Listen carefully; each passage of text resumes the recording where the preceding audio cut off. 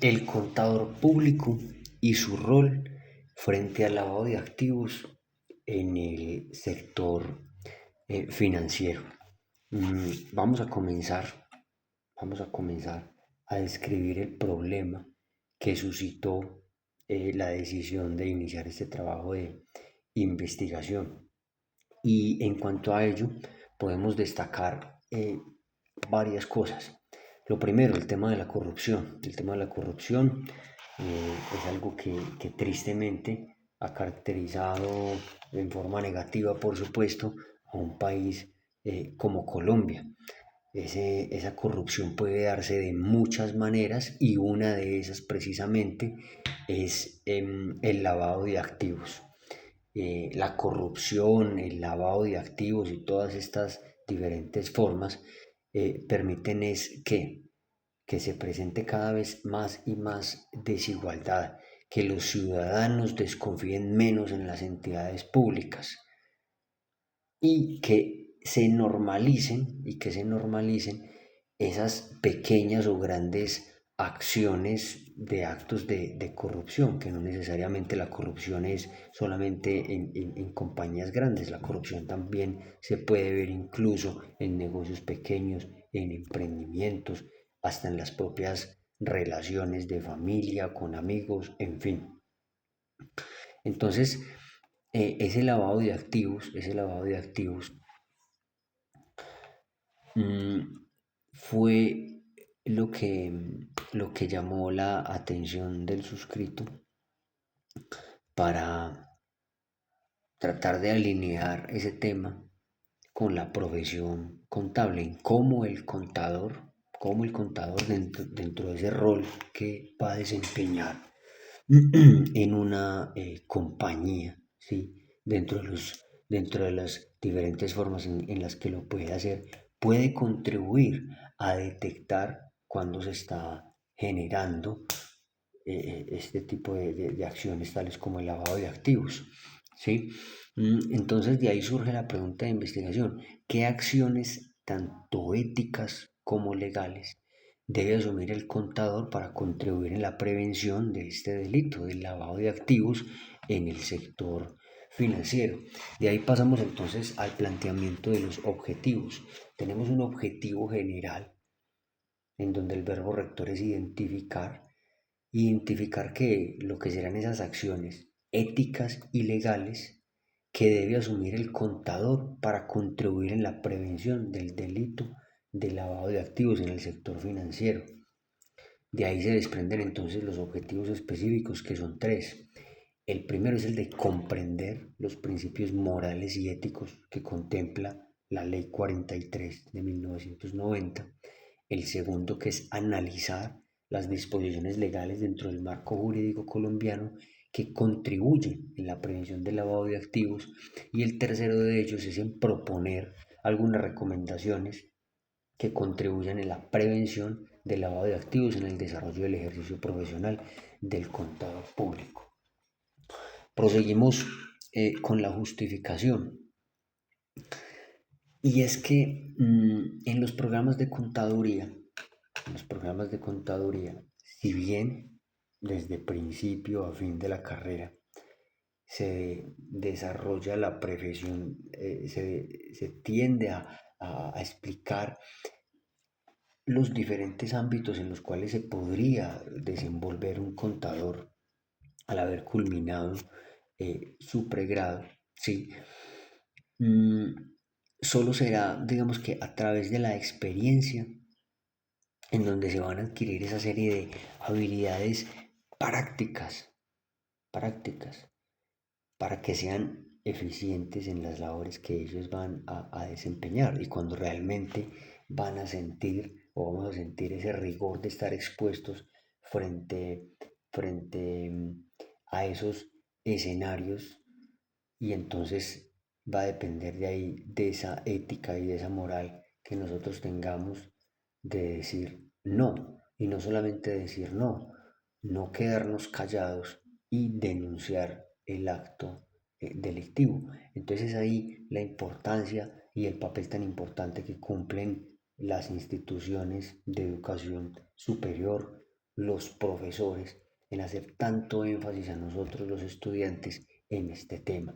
No solamente es saber o volvernos expertos en programas contables, en temas de tributario, en fin, ¿cierto? Dentro de tantas ramas en las que puede desempeñarse un contador, sino qué hacer frente a esos escenarios, que son escenarios reales, que se presentan en nuestra sociedad y cómo el contador desde su profesión puede coadyuvar a disminuir la normalización, lastimosamente se ha llegado hasta ese punto, de que ese tipo de conductas no sigan, no sigan teniendo lugar. Porque es el contador no puede convertirse en una persona que simplemente ingresa datos, ingresa conceptos, en una persona que rinde informes. No, el contador tiene la información que se genera a través del contacto con los diferentes agentes dentro de una organización. Información que tiene que ver con proveedores, información que tiene que ver con accionistas, información con empleados, información con directivos, en fin. Y desde cualquiera de esas relaciones se pueden generar actos de corrupción. En este caso, para el tema que nos compete, se puede generar temas de lavado de activos. Entonces es saber el contador de dónde echa mano para ver cómo puede desde su profesión ayudar a que este tipo de conductas no tengan lugar y a denunciar a quienes las hacen. Posteriormente pasamos entonces al marco teórico. En el marco teórico lo que empezamos a desarrollar es entonces cómo es el pregrado desde sus diversas áreas, del estudio de la ética contable, que es también una asignatura del programa de pregrado, se exhorta al estudiante, al futuro contador público, a a cómo enfrentar una situación de lavado de activos. ¿Qué hacer? ¿Sí? Mm, Posteriormente pasamos a la Ley 43 de 1990, en donde sí, se conoce como el Código del Contador, pero realmente vemos la importancia que hay ahí, lo que allí está contemplado, cómo darle aplicabilidad en el sector real. Entonces de ahí podemos empezar a analizar esas formas éticas, ¿sí?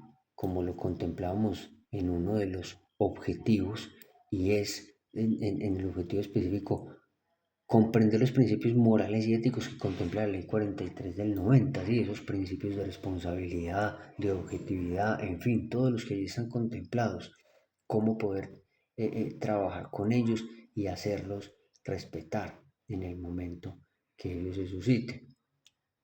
Pasamos también entonces luego a hablar de, venga, las nuevas tecnologías como blockchain, los criptoactivos, la inteligencia artificial, todo eso parece que ha llegado para quedarse, pero entonces si bien facilita muchas cosas, también se vuelve en escenario para que la corrupción o para que los lavados de activos se hagan de otra manera. Por ejemplo, cómo se le hace seguimiento a los dineros que se mueven a través de criptoactivos. ¿Mm? ¿Cómo se hace seguimiento? ¿Cómo saber que esos movimientos de esos dineros a través de esas criptomonedas realmente son movimientos legales y no se está tratando de eludir o evadir ciertas cosas a partir de esos movimientos que cómo quedan registrados? Y si nosotros como futuros contadores sabemos cómo contemplar eso, cómo hacer un seguimiento de eso, o tan siquiera sabemos qué es un criptoactivo, ese tipo de cosas también es interesante. Bueno, de ahí pasamos entonces eh,